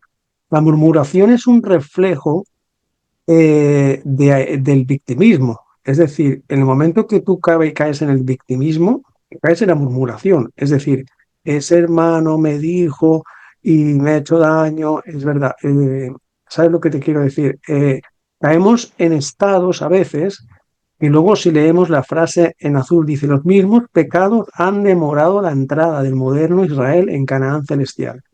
Es decir, si entramos en estos estados de victimismo, de murmuración, de porque ese grupo dice, o este grupo así, o estos no tienen la verdad, o ellos están equivocados, lo que estamos haciendo es retrasar la entrada, ¿verdad?, a esa Canaán celestial. Lo que estamos haciendo, en cierta manera, es repetir los eventos que se dieron en 1844, en vez de estar cada vez más unánimes, cada vez más divididos. Efectivamente. De hecho, bueno, lo que es atado en la tierra es atado en el cielo. Si las personas que fomentan la división, pues están diciendo que no quieren estar en el cielo con los demás, ¿verdad? Porque si estás dividido aquí en la tierra, de repente no vas a correr a abrazarte al hermano en el cielo, ¿no? Con el que estás separado. Es obvio, eso mucha gente no lo tiene en cuenta, ¿verdad? Pero bueno, Dios va haciendo la obra también y Dios junta a los que quieren realmente servirle y seguir su luz, su camino. Aquí en esta cita, en azul, dice, Cristo otra vez, dice, Cristo habría venido ya a la tierra y los santos habrían recibido su bienvenida en la ciudad de Dios. Sí que si se hubiera dado el mensaje de misericordia al mundo, si el pueblo lo hubiera dado. Una vez más, podríamos ni siquiera haber nacido nosotros. Imaginaros la de años que hace que Cristo podía haber venido. Luego vamos a leer unos versículos de Deuteronomio. Aquí vemos que Jehová le dice a Israel, tú vas hoy a pasar el Jordán. No le pregunta, ¿quieres pasar el Jordán? ¿O te parece que hoy podrás cruzar el Jordán? No, le dice, tú vas a pasar hoy. Con lo cual el pueblo, ¿qué debe hacer? Amén. Hoy voy a pasar el Jordán porque tú lo has dicho y tú me harás cruzarlo. Aunque humanamente pueda ver que hay mucha corriente o que hay ejércitos al otro lado o que no pueda. Tú has dicho eso, Señor, confío en ti, ayúdame a pasar, muéstrame el camino, cómo cruzo el Jordán. Eso es lo que debemos también hacer actualmente. Y aquí en la siguiente diapositiva nos dice, no pienses en tu corazón cuando Jehová tu Dios los haya echado de delante de ti diciendo, por mi justicia me ha traído Jehová a poseer esta tierra. No, no, no, no nos salvamos por causa nuestra, por algo que nosotros hemos hecho bien, por algo bueno que pueda haber en nosotros. Seremos salvos y somos salvos porque Jehová nos ha hecho así, nos ha justificado así gracias al sacrificio de su Hijo unigénito en la cruz. En rojo dice, no por tu justicia ni por la rectitud de tu corazón entras a poseer la tierra de ellos. No es por ti, es por mí y porque yo te he hecho recto. Si eres recto, si eres justo, es porque yo te he hecho recto y te he hecho justo a ti. Te he justificado, te he hecho justo en su totalidad y tú obviamente has aceptado. Nada ha provenido de ti, todo proviene de mí, dice el Señor. Y en azul dice, por tanto sabe que no es por tu justicia que Jehová tu Dios te da esta buena tierra para tomarla, porque pueblo duro de cerviz eres tú. Acuérdate, no olvides que has provocado la ira de Jehová, tu Dios en el desierto, desde el día que saliste de la tierra de Egipto hasta que entrasteis en este lugar, habéis sido rebeldes a Jehová. No olvidemos nunca esto. Y si al final se entra en la tierra de Canaán como entró el pueblo de Israel, no es precisamente por sus méritos, es por los méritos de Jehová y porque Él los hizo, como he dicho, rectos y justos. Y vamos a entrar en la parte ya breve final del tema, al menos del compartir de esta presentación. ¿Por qué es clave esto, entenderlo? El cuándo será la segunda venida de Cristo no tiene una respuesta de tiempo. Y eso puede parecer curioso, ¿verdad? Porque cuando, por ejemplo, puedo preguntar a alguien, ¿cuándo nos vamos? La respuesta es a las 9:30 nos vamos, está de preparado. Es una respuesta de tiempo, ¿no? ¿Cuándo haremos esto? ¿Cuándo iremos allí? Mañana. Es tiempo. Pero con la segunda venida no es así la respuesta. Y ahora vamos a ver el cuándo, el cuándo para Dios será la segunda venida, cómo se puede explicar, cómo es, cómo dice la Biblia y el espíritu de profecía, porque es imposible decir un tiempo. Fijaros, en Jeremías 3, versículos del 1 al 3, nos dice así. Dicen, si alguno dejare a su mujer y yéndose está de él, y yéndose esta de él, se juntare a otro hombre, ¿volverá a ella más? ¿No será tal tierra del todo amancillada? Tú pues has fornicado con muchos amigos, mas vuélvete a mí, dice Jehová. Alza tus ojos a las alturas y ve en qué lugar no te hayas prostituido.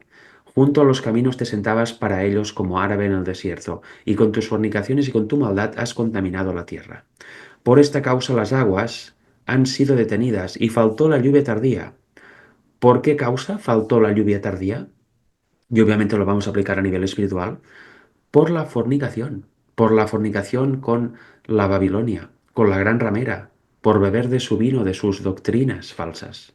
A nivel espiritual estoy hablando. Y aquí lo dice claro, y has tenido frente de ramera, y no quisiste tener vergüenza. ¿Qué es la gran Babilonia? Una ramera, una mujer que se sienta encima de todos. Es una ramera que da vino para que beban todas las naciones, todos los líderes, todo el mundo entero. Y si nosotros bebemos de este vino, fornicamos con ella, que estamos contaminados, babilonizados, confundidos y dejamos automáticamente al Dios del cielo, al Dios eterno. Por eso falta y faltó la lluvia tardía.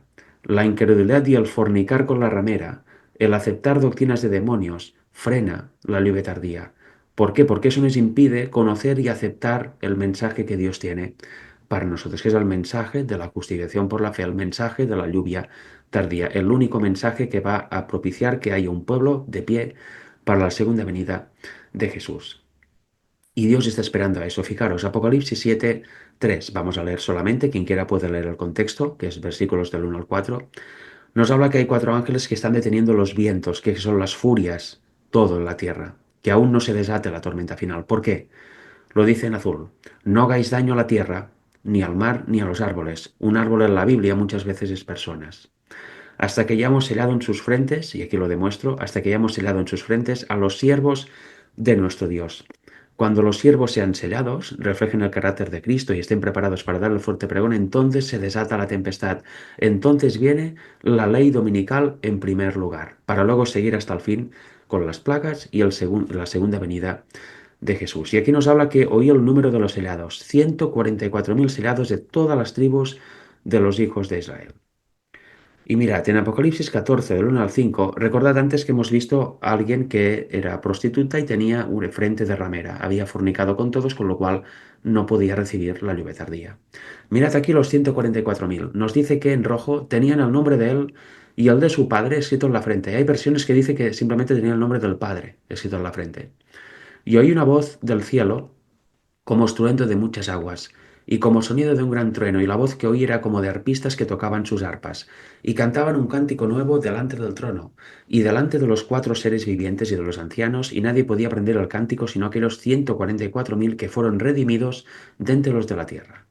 Estos son los que no se contaminaron con mujeres, pues son vírgenes. Aquí tenéis justo lo opuesto de una prostituta. A nivel espiritual, ¿qué se refiere a eso? Pues que no se contaminaron con las doctrinas de Babilonia, no bebieron del vino babilónico, y si alguna vez lo hicieron, se han reformado, ya son abstemias, ya no beben de este vino. ¿Y qué beben? Pues agua, agua del manantial de vida que nos da Dios. Estos son los que siguen al Cordero, por donde quiera que va. Estos fueron redimidos entre los hombres como primicias para Dios y para el Cordero. Y en sus bocas no fue hallada mentira, pues son sin mancha delante del trono de Dios. Sin mancha es igual a sin pecado. Quiere decir que todas estas personas se han arrepentido de todos sus pecados y cada vez que ha venido la tentación, han pedido a Dios que les dé la salida, que les dé su poder para no pecar. Por eso son sin mancha y no se han contaminado con mujeres. Este es el estado del pueblo de Dios al final de los tiempos. Este es el estado en el que ha de estar. Por eso es tan importante aceptar el mensaje, el Evangelio eterno, porque ahí nos habla de la victoria sobre el pecado, de qué es la justicia por la fe, de con qué naturaleza vino Cristo, nos muestra a Cristo como el Hijo de Dios y ya en los días de la eternidad, etcétera, etcétera. Hay muchas áreas del Evangelio. Y estos, el pueblo de Dios final, las tendrá claras y las aceptará. Habrá dejado todas las doctrinas erróneas. Porque mirad, aquí empezaremos a ver, solo en dos diapositivas, no os preocupéis, cómo funciona esto de la segunda venida de Jesús. Santiago 5, versículos del 7 al 9. Nos dice, por tanto, hermanos, tened paciencia hasta la venida del Señor. Mirad cómo el labrador espera el precioso fruto de la tierra. El labrador lo espera. ¿Y el labrador celestial quién es? Jesús, luego lo veremos. Aguardando con paciencia hasta que reciba la lluvia temprana y la tardía. Lo plantado en el campo necesita lluvia, obviamente, aparte de los nutrientes, el sol, etcétera, pero sobre todo agua también es un elemento esencial. ha de recibir la lluvia temprana en primavera, luego viene la sequía del verano y luego vienen las lluvias tardías en el otoño para acabar de hacer madurar, para acabar de regar, ¿no? Y poder cosechar los últimos frutos de la tierra. Otros se cultivan antes o se cosechan antes, pero bueno. En definitiva, cada fruto, cada hortaliza, cada elemento que plantamos en la tierra, en agricultura, etcétera, en cultivos, necesita de recibir primero la lluvia temprana para poder crecer, explotar de la semilla, crecer y la tardía para terminar de madurar. A nivel espiritual es lo mismo. Vemos que el labrador espera el precioso fruto. Mirad, tened también vosotros paciencia y afirmad vuestros corazones. Por eso lo de antes se puede aplicar a la vida espiritual. Porque la venida del Señor se acerca. Hermanos, no os quejéis unos contra otros para que no seáis condenados. He aquí el juez está delante de la puerta. En agricultura funciona así, a nivel espiritual también. Cristo está esperando, como labrador, como cosechador, que el pueblo dé fruto. Está guardando con paciencia por amor a su pueblo para que, como hemos visto antes, difiere su venida para que se arrepientan de sus pecados y el mensaje pueda ser dado. Está guardando que reciba la lluvia temprana y la tardía para poder ser cosechado. También nos lo dice así, aquí Marcos 4, del 26 al 29. Y luego lo veremos en un tercer testimonio, que es lo que exige la Biblia, ¿verdad? Dice, decía además, así es el reino de Dios, como cuando un hombre echa semilla en la tierra y duerme y se levanta, de noche y de día, y la semilla brota y crece sin que él sepa cómo. Es verdad, ¿cómo explota la semilla? Y sale el primer tallo de la plantita debajo de la tierra hasta que sale afuera. Es un misterio, es la obra de Dios. Es el poder vital que Dios puso ahí y que Él hace explotar en su momento. Nadie sabe cómo, pero sucede. Porque de suyo, dice el texto, lleva fruto la tierra. Primero hierba, luego espiga, después grano lleno en la espiga, y cuando el fruto está maduro, enseguida se mete la hoz porque la siega ha llegado. ¿Cuándo un agricultor que esté en sus cabales cosechará sus hortalizas, su trigo o lo que sea que tenga plantado cuando está maduro? Como yo siempre digo, si alguien tiene tomateras, a nadie se le va a ocurrir ir a cosechar tomates cuando solo hay flores. No hay tomate ahí, ni siquiera hay tomate, no vas a cosechar la flor. Tampoco, cuando ves que el tomate empieza a crecer y es pequeño y verde, a nadie se le ocurriría cosecharlo y comérselo. Tampoco cuando ya ha crecido, ya ha llegado a su tamaño final, pero está verde. El agricultor, el que tiene el huerto, dice, vale, vamos por buen camino, ya falta poco, solo falta que madure. A nadie se le ocurre cortar el tomate y comérselo verde, porque no se hace así. Cuando comienza a madurar y empieza a enrojecer, ya vamos bien, pero aún no es el momento. ¿Y qué pasa cuando está rojo? Cuando ya está rojo, lo ves en su plenitud, ¿qué hace el que tiene el huerto, el agricultor? Lo agarra, lo cosecha y se lo come, porque aquel es el momento preciso. Con el trigo pasa igual. Si no hay grano, una espiga llena de grano, ¿qué vas a cosechar? ¿La espiga sin grano? Cuando es hierba verde, ¿verdad que no? A nadie se le ocurriría, porque interrumpirías el proceso. Pues así a nivel espiritual funciona lo mismo. Cuando el fruto, entiéndase pueblo, está maduro, ha aceptado el Evangelio y lo vive, está preparado, puede ser sellado en su frente, enseguida Cristo mete la hoz porque la siega ha llegado. Y eso es justo lo que nos dice Apocalipsis. Mirad, aquí os voy a hacer una comparación que descubrí hace años y que aún tengo muy presente y que realmente creo que es así, ¿no? No estoy errando. Aquí tenemos el mensaje del primer ángel. Mirad, dice, vi volar por en medio del cielo a otro ángel que tenía el Evangelio eterno para predicarlo a los moradores de la tierra, a toda nación, tribu, lengua y pueblo, diciendo a gran voz, temed a Dios y dadle gloria, porque la hora de su juicio ha llegado, y adorad a aquel que hizo el cielo, la tierra, el mar y las fuentes de las aguas. Aquí qué dice, un ángel, un mensajero que tiene un evangelio que se ha de predicar a quién? A los moradores de la tierra, se ha de predicar a todo el mundo.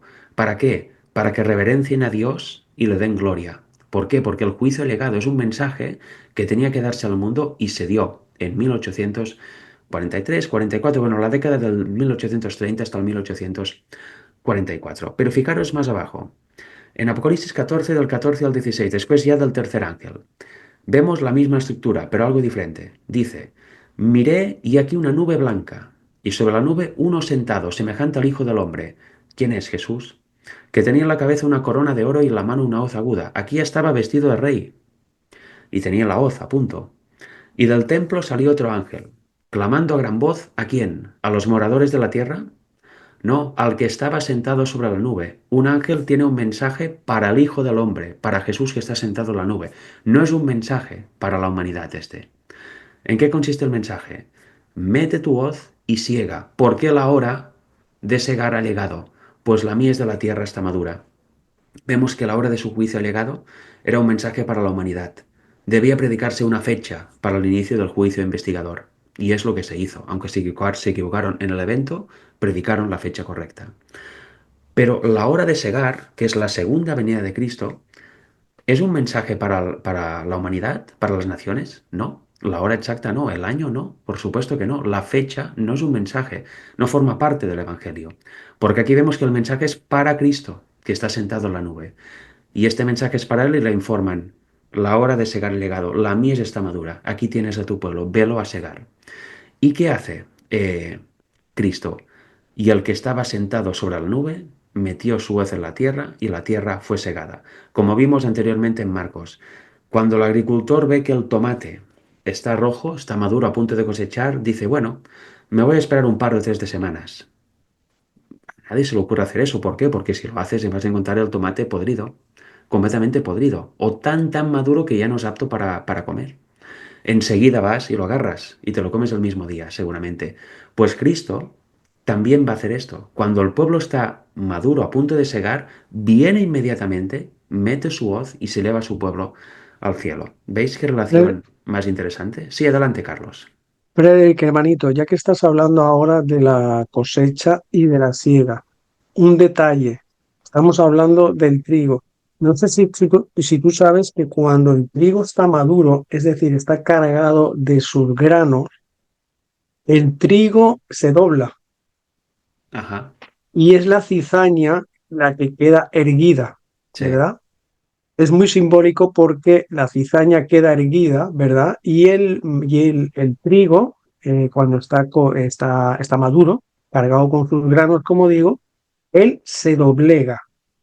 Es decir, dice la palabra del Señor, el que se enaltezca será humillado, y el que sea humillado será enaltecido. Y Ujú, ese es el carácter que tiene que haber. Es decir, el trigo son personas que se tienen que humillar, aceptar el mensaje, aceptar la palabra del Señor tal como es. Y así reflejaremos a Cristo. Así habrá una lluvia tardía y así habrá una posterior ley dominical. Pero si en cambio no aceptamos la palabra del Señor, no queremos tener un carácter como Dios, como Cristo, pues al final, ¿qué somos? Sí, somos, es puro ego, ¿verdad? Estamos enaltecidos, nos creemos que somos algo, pero estamos verdaderamente, como dice, pobres, desnudos y ciegos. ujú. Efectivamente, muy buena analogía, porque realmente la cizaña es el que está delante de Dios, no para reverenciarlo, sino para decir, aquí estoy, ¿qué me vas a hacer, Dios? ¿Verdad? Yo estoy aquí y estoy por mí, me valgo por mí mismo, no te necesito para nada. Bueno, ¿qué pasa al final con ese tipo de personas? Viven la muerte eterna, desgraciadamente. Ellos han elegido la rebelión. Pero el trigo, como decías, ¿no? Se dobla por el peso del fruto que lleva. ¿Qué hace el pueblo de Dios? Reverencia al Señor, se postra ante Él, lo adora y lo cree, porque Él aceptan que Él es su Dios, Él es su creador. Y este trigo que se postra ante el Señor hereda la vida eterna y tiene el mejor de los premios que jamás puede tener una persona. Es elevado hasta el máximo nivel. Qué impresionante. Mirad, para terminar vamos a leer un par de citas, quizá tres, pero son todas una seguida tras otra, del mismo relato, que se encuentra en Palabras de Vida del Gran Maestro, página 45, empezaremos. La última que vamos a leer es una de mis citas favoritas y la digo muy a menudo cada vez que tengo ocasión, y de hecho me la sé de memoria, porque me hizo hacer hace años, hace como unos 10 años, un clic en mi comprensión de la segunda venida de Jesús y en qué consiste realmente el Evangelio. Pero bueno, hablando de agricultura y de semillas, eso también va de esto. Mirad, la germinación de la semilla representa el comienzo de la vida espiritual y el desarrollo de la planta es una bella figura del crecimiento cristiano. Como en la naturaleza, así también en la gracia no puede haber vida sin crecimiento. La planta debe crecer o morir. Así como su crecimiento es silencioso e imperceptible, pero continuo, eso es importante, continuo, así es el desarrollo de la vida cristiana. En cada grado de desarrollo, nuestra vida puede ser perfecta, Pero si se cumple el propósito de Dios para con nosotros, habrá un avance continuo. Lo que decía, si estamos permanentemente en el Señor y vamos avanzando con Él, en cada etapa seremos perfectos. Porque es una pregunta, cuando la tomatera solo no tiene flor siquiera, pero ya ha crecido hasta cierta altura, ¿es perfecta en su etapa? Sí, es absolutamente perfecta, pero aún le falta avanzar. Cuando saca flor, ya está en un grado más avanzado. ¿Es perfecta? Sí, pero aún no tiene fruto bueno, pero es perfecta en aquel estado. Cuando sale el tomate, perfecta. Cuando el tomate está ya en su tamaño grande y es verde, está perfecta en aquel estado, pero aún no ha llegado a la meta. Tiene que seguir avanzando de continuo, no puedo volver atrás.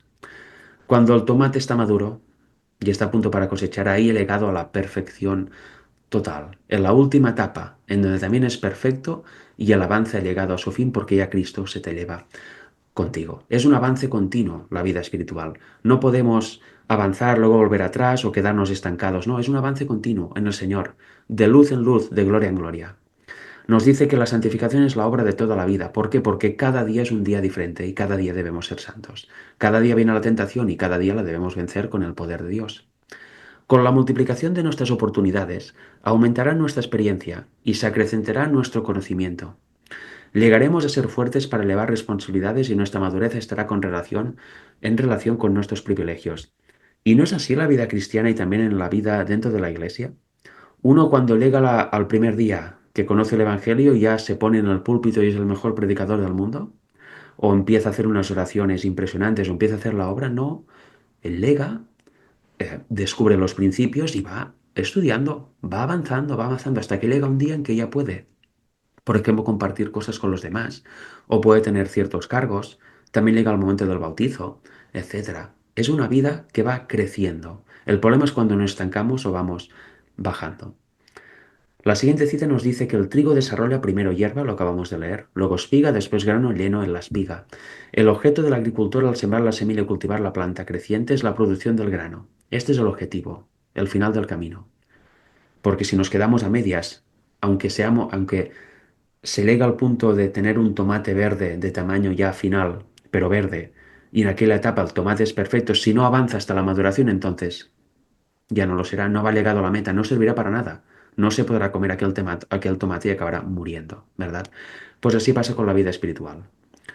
Dice, desea pan para el hambriento y semilla para las cosechas futuras. Así también el agricultor divino, lo que os decía antes, espera una cosecha como premio de su labor y sacrificio.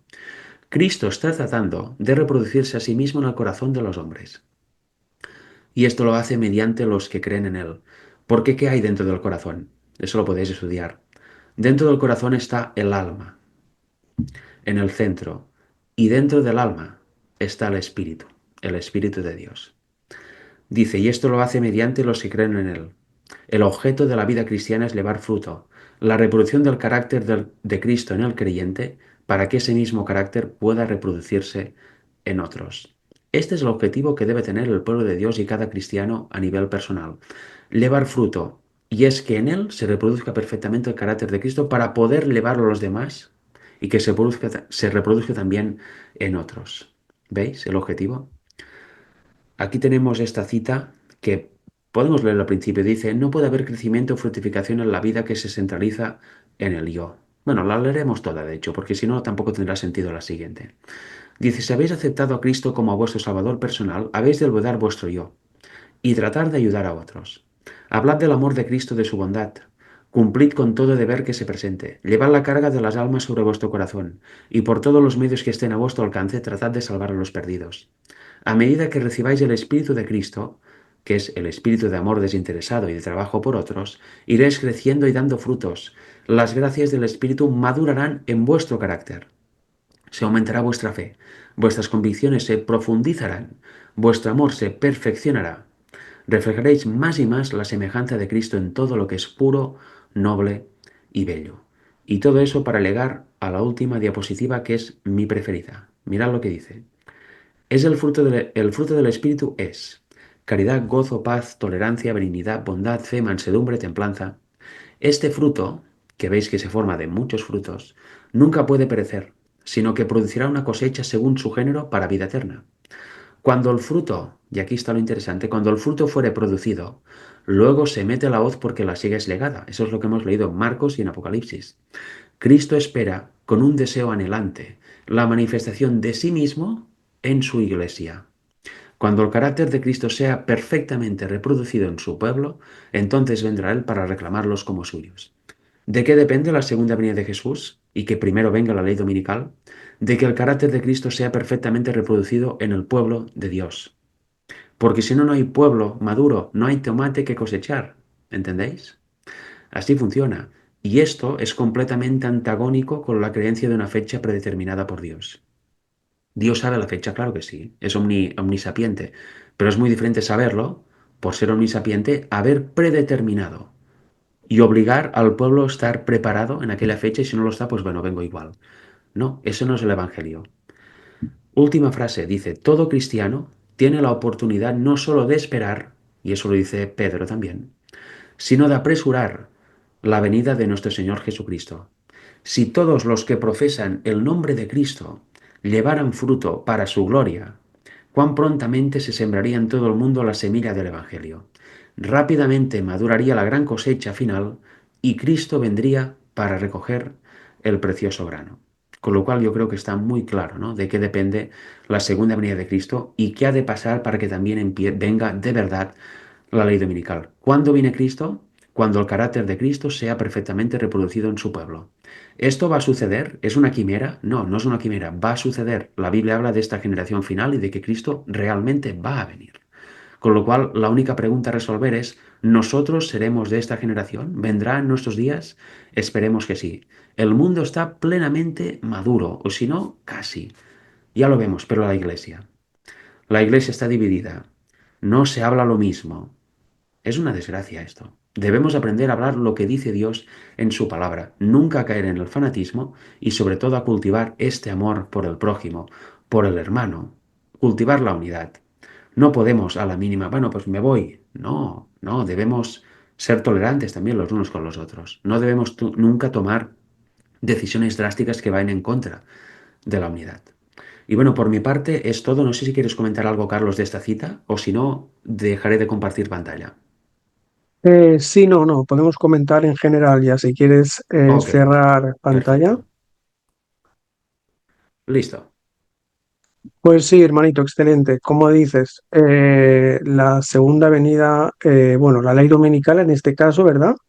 La llegada de la ley Sí. dominical para la posterior segunda venida de Cristo no depende de fechas, de eventos, de papas, de senados, ¿verdad? Todo depende de su pueblo, que tengamos el reflejo de Cristo en nosotros mismos. Como dice esa matutina, ¿verdad? Reflejad a Jesús. Y al final es aceptar la verdad tal y como la muestra la palabra del Señor. Es decir, has estado leyendo también Apocalipsis 14, el cántico de los 144.000, ¿verdad? Hemos iniciado mencionando la época de 1981, ¿verdad? Si la palabra del Señor nos muestra, como dice Apocalipsis 14:1, que dice que los sellados tienen el nombre de Él y de su Padre escrito en la frente, como dices tú, hay versiones más antiguas que dice que es el Padre, pues no dice aquí que tenga una Trinidad, ¿verdad? En sus frentes. Por poner un ejemplo, tenemos que aceptar verdades, tenemos que reflejar el carácter de Cristo en nosotros, como humillándonos, tenemos que buscar la unanimidad, tenemos que buscar la unidad, y todo esto pues conlleva a que a humillarse, ¿verdad? Y a realmente, si queremos la pronta venida de Jesús, pues tenemos que poner de nuestra parte. De nada nos sirve, yo sé que es importante, ¿verdad? A mí me gusta mucho la profecía y tal, y seguir los eventos y cómo se está cumpliendo, pero no depende de los eventos, depende de nosotros, ¿verdad, hermanito Frederick? Sí, de hecho, los eventos finales dependen de lo que haga el pueblo de Dios. El catalizador de la segunda venida de Cristo, como hemos visto, es el pueblo de Dios, un pueblo preparado. Luego todo lo otro vendrá y como comprobamos ya en 2020, el mundo está preparado. Todo vendrá muy rápido si el pueblo se prepara. Cuando el pueblo esté preparado y sellado, vendrá la ley dominical en nada. empezará el fuerte pregón y al poco tiempo ya estaremos en las placas y habrá venido Cristo. La controversia final será muy rápida, inimaginable de lo dura que será, pero muy rápida. Con lo cual, mi consejo es que dejemos de dar vueltas en el desierto, como el pueblo de Israel, como nuestro tipo, y empecemos realmente a estudiar y comprender el Evangelio a cabalidad.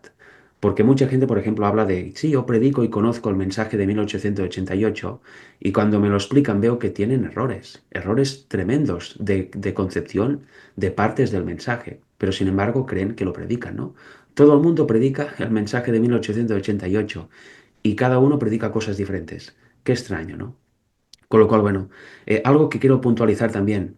El mensaje de 1888 es lo que es. No necesita que lo añadamos, ni mucho menos que lo recortemos. Wagner y Jones no necesitan que venga alguien a seguir su obra. Perdón, Dios no necesita que venga alguien a seguir la obra de Wagner y Jones, a ampliarla, sino que Él está pidiendo que el pueblo recupere el mensaje, lo predique y lo viva, que vuelva al punto donde se rechazó y ahora no lo rechace. Esto es un punto importante porque el humano siempre se entesta, ¿no? No sé si existe en castellano esta palabra, pero se encabeza en querer descubrir algo nuevo, ¿no? A ver qué puedo aportar yo, qué luz nueva hay en un mensaje que ya es preciosísimo por sí mismo y que ya era suficiente para que el pueblo estuviera preparado en aquel momento. Y eso es un gran error porque puede elevar también a apostasías varias. Debemos aprender a ser calmados y a creer lo que Dios dice en su palabra tal y como lo dice. Si Dios dice esto, pues lo primero que debemos hacer es aceptarlo y luego descubrir el por qué dice esto. No debemos destinar nuestras facultades mentales en, bueno, dice esto, pero yo creo que no. Con lo cual voy a buscar la manera de que el texto no diga lo evidente. Y voy a concluir algo completamente opuesto a la literalidad del texto. No, eso no es el camino.